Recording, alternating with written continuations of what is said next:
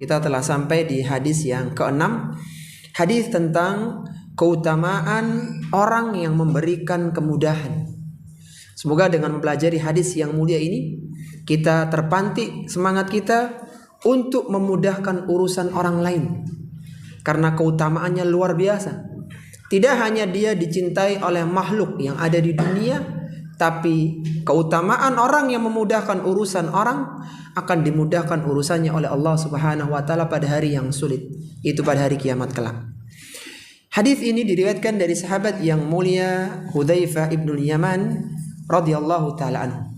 Sebelum kita bacakan hadisnya, kita coba tengok siapa kiranya Hudzaifah ibnul Yaman radhiyallahu taala anhu itu.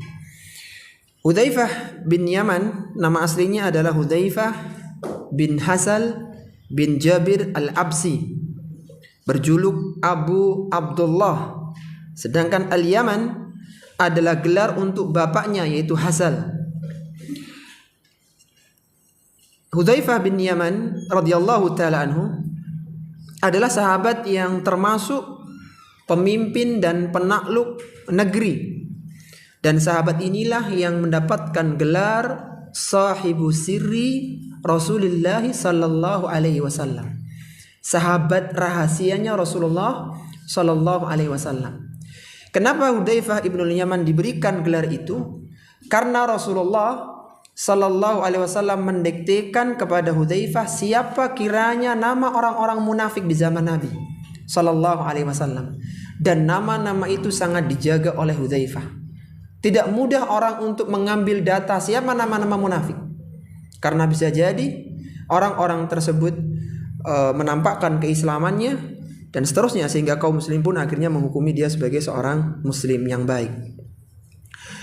Suatu ketika Umar radhiyallahu taala anhu pernah memerintah menjadi seorang khalifah, sebagaimana kita tahu sebagai pengganti Abu Bakar As-Siddiq radhiyallahu taala anhu. Maka suatu saat dia tanya kepada Hudzaifah, "Wahai Hudzaifah, apakah di antara para pekerjaku, para pegawaiku, ada orang-orang yang disebutkan oleh Nabi seorang munafik?" Maka Hudzaifah mengatakan, "Iya, ada satu orang." Kemudian Umar kembali bertanya, "Siapa satu orang itu wahai Hudzaifah? Aku akan melepaskannya, aku akan mencopot dari jabatannya." Maka Hudzaifah mengatakan, "Aku tidak mau mengatakannya." Perhatikan, Hudzaifah ibnul Yaman seorang yang tahu siapa nama-nama munafikin, tapi tidak bermudah-mudahan dalam mengatakan fulan munafik, fulan munafik, fulan munafik.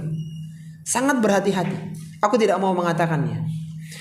Kemudian suatu ketika Umar ini tiba-tiba mencopot seseorang dari salah satu pegawainya. Kemudian datanglah seseorang kepada Hudzaifah. Dia berkata bahwasanya orang itu fulan telah dicopot oleh Umar, gitu. Disampaikan berita bahwa fulan telah dicopot oleh Umar. Kemudian kata Hudzaifah, maka seolah-olah Umar telah tahu siapa orang yang aku maksudkan itu. Jadi dia tahu bahwasanya inilah yang aku maksudkan, yang masuk dalam kategori orang-orang munafik. Umar bin Khattab radhiyallahu taala anhu, ketika ada orang yang meninggal dunia, maka beliau tidak segera mensolatinya. Dia lihat apakah Hudzaifah ikut hadir mensolatinya atau tidak. Karena bisa jadi ketika Hudzaifah ibnul Yaman tidak menyolatinya, maka itu adalah indikasi yang meninggal siapa? Orang munafik. Jadi menjadi parameter apakah Hudzaifah ikut menyolatkannya ataukah tidak. Umar bin Khattab radhiyallahu taala anhu juga pernah mengangkatnya menjadi gubernur di Madain. Dan biasanya Umar ketika mengangkat gubernur, maka ada perjanjian agar mentaati khalifah yaitu Umar bin Khattab, kemudian memberikan apa yang dia minta. Kemudian ketika Hudzaifah diangkat menjadi gubernur di Madain, maka mereka mengatakan, "Mintalah kepada kami apa yang kau inginkan." Maka Hudzaifah hanya minta bahan makanan yang secukupnya dan tidak banyak minta kepada rakyat dan Umar waktu itu. Hudzaifah tinggal bersama mereka yang bangun negeri di Madain dan wafat tahun 36 Hijriah. Dan Hudzaifah wafat di Madain tahun 36 Hijriah. Beliau telah meriwayatkan hadis sebanyak 220 hadis. Sebanyak 225 hadis. Salah satunya adalah hadis yang akan kita pelajari pada kesempatan pagi hari ini. Ini salah satu hadis yang diriwayatkan dari Hudzaifah ibnul Yaman radhiyallahu taala anhu. Kita baca hadisnya. Dari Hudzaifah radhiyallahu taala anhu qala, ia berkata, Rasulullah sallallahu alaihi wasallam bersabda, "Talaqqatil malaikatu ruha rajulin mimman kana qablakum." Para malaikat menyambut ruh salah seorang di antara orang-orang sebelum kalian. Faqalu, mereka berkata, mereka menanyakan, "A'alimta minal khairi?" Apakah engkau pernah melakukan amalan kebaikan? Jadi malaikat ini tanya kepada ruh tersebut. Ini orang yang meninggal sebelum umat Islam. Kemudian, "A'alimta minal khairi syai'an?" Apakah engkau punya kebaikan sedikit? Qala, kata orang itu, "La, aku tidak punya." Qalu, maka para malaikat mengatakan, "Tadzakkar." Coba ingat-ingat, apa kira-kira amalanmu? Apa kira-kira kebaikanmu? Qala, maka orang ini mengatakan, "Kuntu udayinun nasa." Dahulu aku biasa memberikan pinjaman kepada manusia. Fa'amuru fityani, maka aku perintahkan kepada pegawaiku, kepada karyawanku, kepada stafku, an yundhiral mu'sira, agar dia memberikan penangguhan bagi orang yang sulit bayarnya, wa tajawwazu anil musiri, dan agar memberikan keluasan kepada orang yang dapat bayar hutangnya. Jadi dia punya kebiasaan minjemi uang ke orang-orang. Kalau orang itu kesulitan, maka beri kemudahan, beri penangguhan. Sepekan lagi Pak, sebulan lagi, dan seterusnya. Kalau dia ingin bayar, maka mudahkan orang ini kalau mau bayar. Seperti itu yang dipesankan kepada pegawainya. Maka ini hadis qudsinya. Qala Allahu azza wa jalla. Di sini hadis qudsinya. Allah azza wa jalla berfirman, "Tajawazu anhu," kepada para malaikat, "Wahai malaikat, mudahkan dia, mudahkan orang ini." Taib, dari hadis yang mulia ini, hadis ini diriwayatkan oleh Imam Bukhari dalam sahihnya nomor 2077, diriwayatkan oleh Imam Muslim dalam sahihnya nomor 1560, dan lafaz ini adalah lafaz al-Imam Muslim rahimahullahu taala. Hadis ini secara derajat kesahihan tidak perlu diragukan, karena hadis yang ada di dalam kitab Sahihain semuanya adalah hadis-hadis yang sahih. Dan dari hadis ini terambillah 4 pelajaran. Ada 4 pelajaran yang bisa kita ambil. Silahkan dicatat satu demi satu pelajaran yang ada. Faedah yang pertama, bahwa tidak ada yang dizalimi pada hari kiamat. Tidak ada yang dizalimi pada hari kiamat. Tidak ada yang dizalimi pada hari kiamat. Poin ini terambil dari bagian awal hadis. Faqalu, malaikat bertanya, "A'amilta minal khairi syai'an?" Apakah engkau pernah melakukan amalan kebaikan? Qala la, kata dia, aku enggak punya amalan kebaikan, karena dianggap amalannya biasa. Qalu tadzakkar, malaikat mengatakan, coba diingat-ingat lagi, ada enggak amalan? Ini mengisyaratkan bahwa tidak ada kezaliman pada hari kiamat. Ketika seorang itu memiliki kebaikan meskipun kecil, maka akan dibalas oleh Allah Subhanahu wa taala. Demikian pula ketika seorang melakukan kesalahan yang belum diampuni, maka itu pun akan dihisab oleh Allah Subhanahu wa taala. Sebagaimana Allah Subhanahu wa taala menegaskan dalam Al-Qur'an di surat Al-Baqarah di ayat yang ke-281, Allah Subhanahu wa taala berfirman, "Wattaqu yawman turja'una fihi ila Allah, thumma tuwaffa kullu nafsin ma kasabat wa hum la yuzlamun." Kata Allah Subhanahu wa taala, ayat ini turun 21 hari sebelum wafatnya Nabi sallallahu alaihi wasallam. Ini ayat-ayat yang terakhir turun sebelum wafatnya Nabi sallallahu alaihi wasallam. Allah Subhanahu wa taala berfirman, "Takutlah kalian pada hari di mana kalian dikembalikan kepada Allah Subhanahu wa taala. Takutlah pada hari kematian kalian. ketika kalian akan dihadapkan kepada Allah Subhanahu wa taala. Tsumma tuwaffa kullu nafsin ma kasabat. Pada hari itu kalian akan diberikan balasan atas apa yang kalian usahakan selama ini. Wahum la yuzlamun, dan kalian tidak akan didolimi sedikit pun. Jadi kebaikan pasti akan dibalas oleh Allah Subhanahu wa taala, pasti akan tercatat. Maka seorang muslim dan muslimah ketika telah selesai mengamalkan kebaikan, jangan terlalu banyak dihitung. Aku telah baca Quran, aku telah puasa sunnah, aku telah melakukan ini dan itu. Kenapa? Karena itu pasti akan dibalas oleh Allah Subhanahu wa taala. Yang perlu kita hitung adalah dosa dan kemaksiatan kita. Siapa kiranya yang sudah kita sakiti hari ini? Siapa orang yang sudah kita bohongi hari ini? Siapa orang yang sudah kita ghibah, kita celah hari ini? Itu perlu kita hitung supaya tidak semakin hari semakin banyak dosa kemaksiatan kita. Karena kalau kebaikan sudah jelas tercatat, adapun dosa maka hendaknya dikurangi, karena bisa jadi itu tidak diampuni oleh Allah Subhanahu wa taala, wal iyadu billah. Taib. Sekarang kita masuk pada faedah yang kedua dari hadis yang mulia ini. Faedah yang kedua adalah keutamaan memberikan kemudahan hutang bagi orang lain. Keutamaan memberikan kemudahan hutang bagi orang lain. Keutamaan memberikan kemudahan hutang bagi orang lain. Faedah yang kedua ini terambil dari potongan hadis qala kuntu udayinun nas, yang mengatakan aku dahulu biasa meminjami manusia, dia menghutangi manusia, fa'amuru fityani an yundhiru al-mu'sira wa tajawazu 'anil musiri.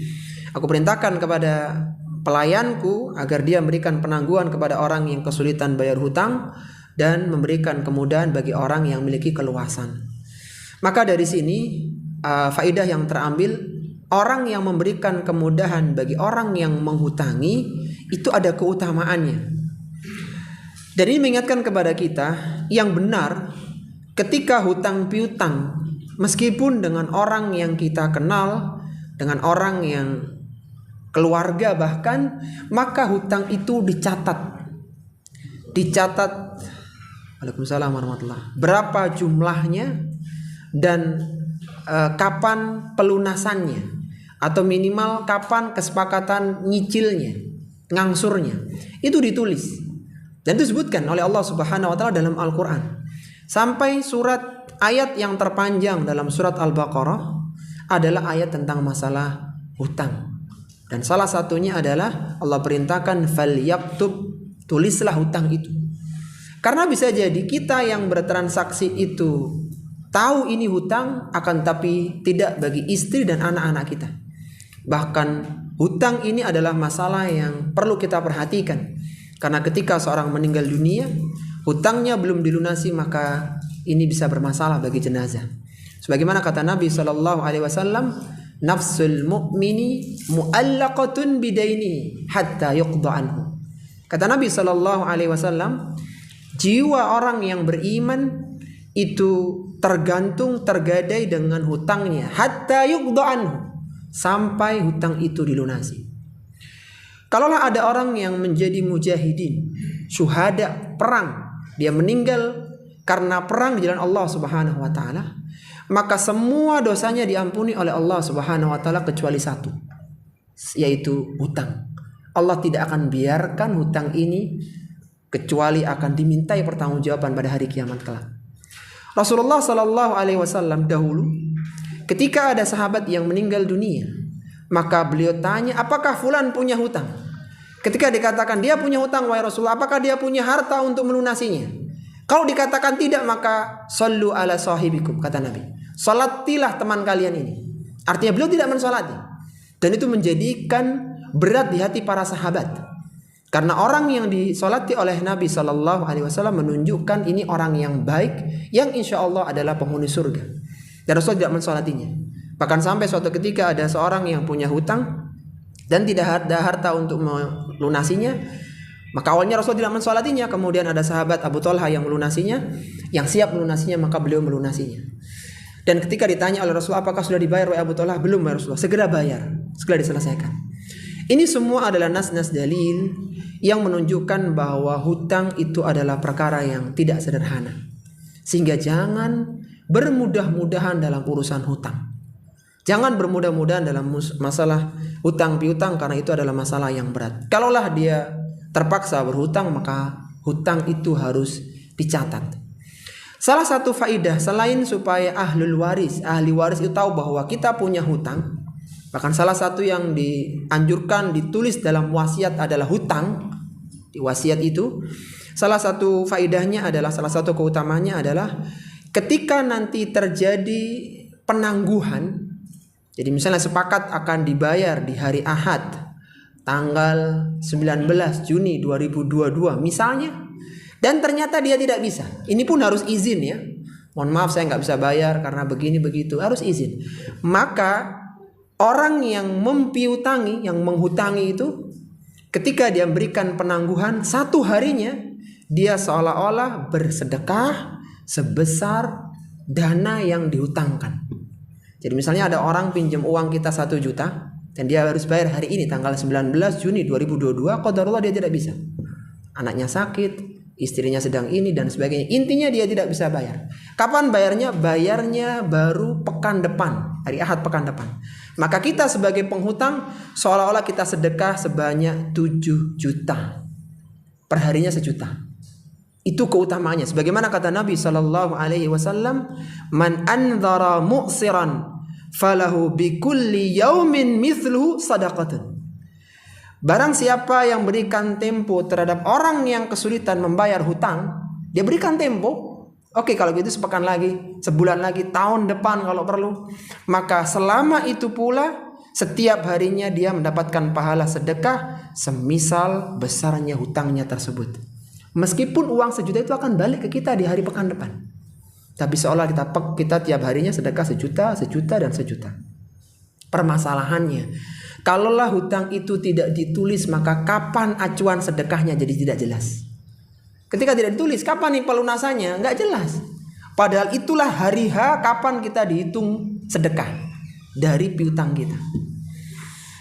Bahkan kalaulah kita memberikan kebebasan ya, karena kita tahu nih fulan Masya Allah, dia sebenarnya orang yang bersungguh-sungguh dalam masalah pembayaran hutang, tapi dia benar-benar terhimpit hutang, terlilit hutang, dan kita berikan kebebasan, maka orang yang seperti ini akan mendapatkan naungan pada hari kiamat. Di hari tidak ada naungan kecuali naungan Allah Subhanahu wa taala.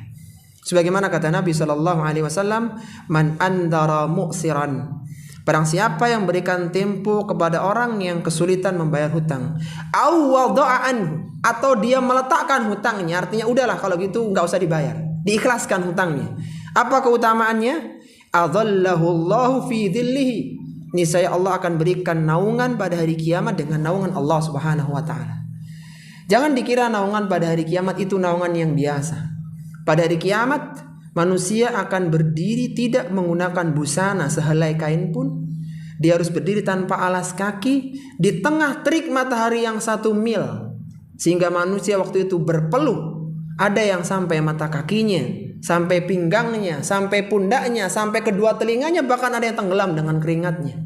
Dan tidak ada yang bisa berlindung waktu itu, karena tidak ada tempat berlindung kecuali Allah lindungi. Dan saat itu bukan waktu sejam 2 jam, tapi manusia berdiri 50.000 tahun, separuh dari 50.000 tahun. Umur kita yang 60, 70, 80, 100 tahun tidak ada apa-apanya dibandingkan dengan hari itu. Hari di mana manusia menunggu hisab. Sampai-sampai manusia berbondong-bondong meminta kepada para nabi dan rasul agar hisab segera dimulai, agar segera disidang. Kalaulah mereka harus masuk neraka, biar masuk ke neraka. Kalau mereka beruntung masuk ke surga, biar masuk ke surga. Penantian yang sangat panjang.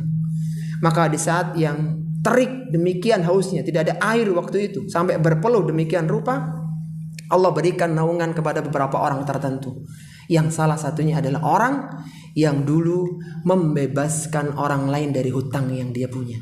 Jadi dibebaskan hutangnya, maka dia mendapatkan naungan. Ketika orang lain pada berpeluh, maka dia tenang di tempatnya. Dia bagaimana dia menikmati sejuknya naungan pada hari kiamat kelak. Kalau ada seorang yang mampu berdiri 1 hari di siang hari, maka itu sungguh sangat payah. Ini berdiri di hari yang sangat panjang, 50.000 tahun dibagi 2. Sebagaimana Allah berfirman dalam Al-Quran, yauma yaqumun nasu lirabbil alamin.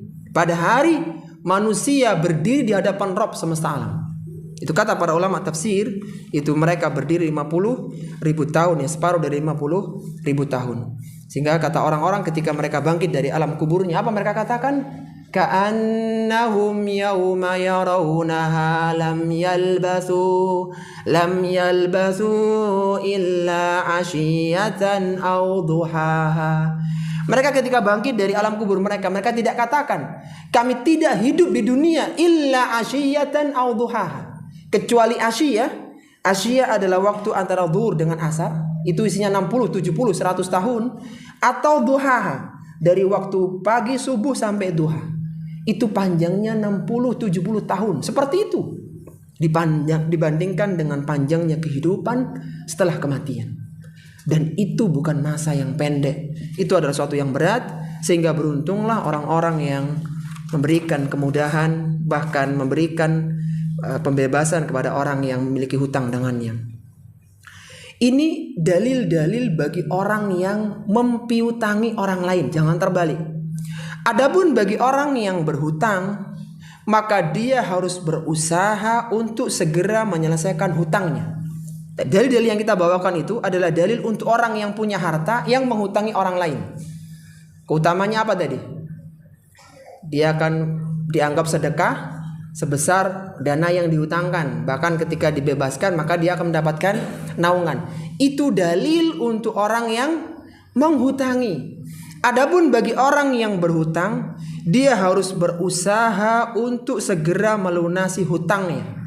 Ketika seorang punya harta, apalagi sampai di hari H kesepakatan dia dengan orang yang dia hutangi, maka saat ditunda itu adalah bentuk kezaliman. Kata Nabi SAW, matlul ghani zulmun. Penundaan dari orang yang memiliki harta, maka itu adalah kezaliman. Jadi jangan terbalik. Jangan orang yang punya hutang, yang dia pinjam uang, dia katakan, kalaulah engkau memberikan keluasan bagiku, maka 1 hari sedekah sebesar uang ini. Ini dalil terbalik. Seharusnya dia katakan, aku ketika punya uang, aku harus segera melunasi hutang. Perkara dia sedekah atau tidak, itu urusan dia dengan Allah. Adapun urusanku, bagaimana aku segera melunasi hutang. Dan barang siapa yang punya tekad kuat ketika pinjam ingin melunasinya, maka Allah akan mudahkan dalam pelunasannya. Sebagaimana orang yang dari awal pinjamnya dia ingin melakukan kezaliman, kecurangan, maka Allah akan beratkan dia dalam mengembalikan hutangnya. Jadi sekali lagi, gunakan dalil dalam tempatnya. Mana dalil untuk orang-orang kaya dan mana dalil untuk orang-orang yang akan pinjam harta. Jangan terbalik. Jadi jangan menggunakan dalil itu untuk menjadikan orang lain itu kezalimi dengan apa yang kita lakukan. Dan perlu kita ingatkan, ikhwati fillah rahimani wa rahimakumullah, selain jangan bermudah-mudahan dalam masalah hutang, ketika seorang itu punya hutang, ya, biasanya ada syubhat seperti ini biasanya. Fulan itu uangnya banyak. Kalau hanya pinjam 100.000 mah dia itu nggak butuh uang itu. Pakai aja dulu. Pakai dulu, kalau perlu bilang afwan masih belum ada uang. Ini syubhat ikhwati fillah. Perkara dia uang banyak, uang sedikit, itu urusan dia sekali lagi. Urusan kita adalah ketika hari H, tanggal yang disepakati, kita berusaha untuk membayarnya. Itu urusan kita. Perkara nanti dia banyak uang, itu terserah. Perkara nanti dia uang ini kita diserahkan kepada kita kembali, itu urusan dia. Tapi ingat, kita sebagai seorang yang peminjam harus berusaha mengembalikan. Harus berusaha mengembalikan. Sehingga jangan sampai orang yang mempiutangi itu merasa berat. Karena dia yang punya harta, justru dia yang harus nagih orang yang dipinjamnya atau orang yang minjam hartanya. Ini jangan sampai, dan itu ada bentuk kezaliman kepada manusia. Dan ingat, hutang akan ditagih oleh Allah Subhanahu wa taala sampai pada hari kiamat kelak. Baik. Kemudian pelajaran yang ketiga dari hadis yang mulia ini, balasan di akhirat sesuai dengan jenis amalannya. Balasan di akhirat sesuai dengan jenis amalannya. Balasan di akhirat sesuai dengan jenis amalannya. Pelajaran ini terambil dari potongan hadis qala Allahu azza wa jalla tajawwazu anhu. Allah berfirman kepada para malaikatnya, mudahkanlah orang ini setelah dia punya kebiasaan memudahkan urusan piutang orang lain. Maka dari bagian hadis ini terambillah sebuah faidah, sebuah pelajaran yang masyhur, yaitu al-jaza'u min jinsil amal. Al-jaza'u min jinsil amal, bahwasanya balasan di akhirat sesuai dengan jenis amalannya dia. Ketika seorang biasa di dunia memudahkan urusan orang lain, maka pada hari kiamat Allah akan mudahkan urusannya. Sebaliknya, ketika orang biasa mempersulit urusan orang lain, maka Allah akan persulit dia. Ketika dia dermawan, maka Allah akan dermawan kepadanya. Ketika dia biasa memberikan makan, Allah akan berikan makan pada hari kiamat di surga kelak. Dan demikian seterusnya. Apa yang menjadi amalan kebiasaan itu akan dibalas oleh Allah Subhanahu wa taala. Bahkan disebutkan dalam riwayat yang lain, ya, dalam lafaz yang lain, disebutkan dalam redaksi kana rajulun yudayinun nasa. Dahulu ada seorang yang biasa mengutangi manusia, fakana yaqulu li fatahu.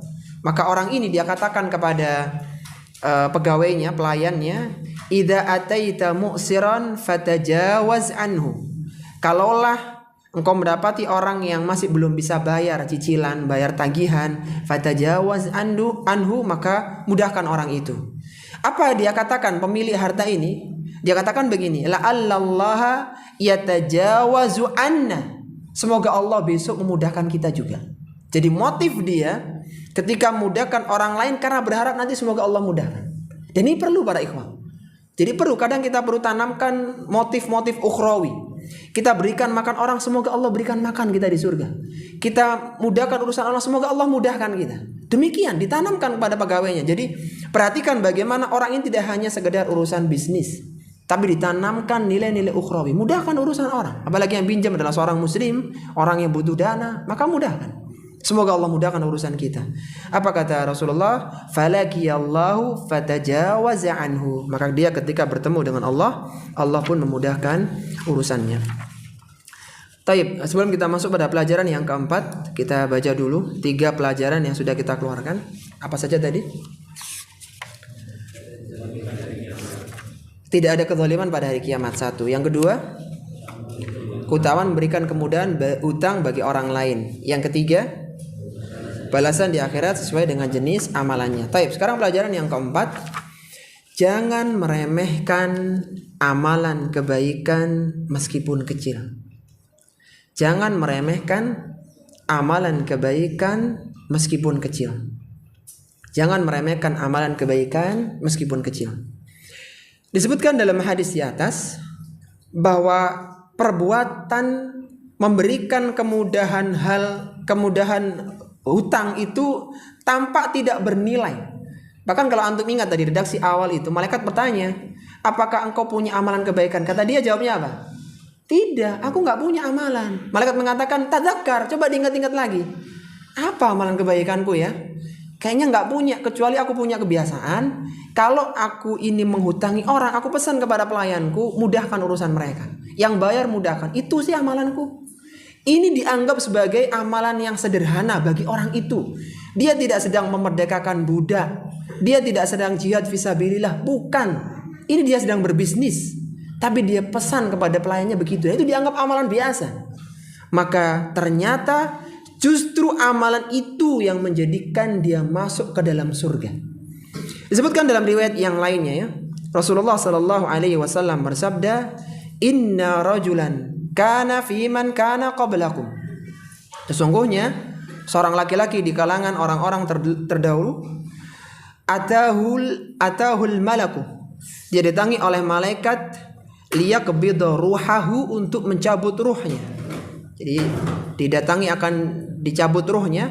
Faqila lahu, maka ditanyakan kepada orang ini, hal amilta min khairin, apakah engkau punya amalan kebaikan? Qala ma'alamu, aku tidak tahu.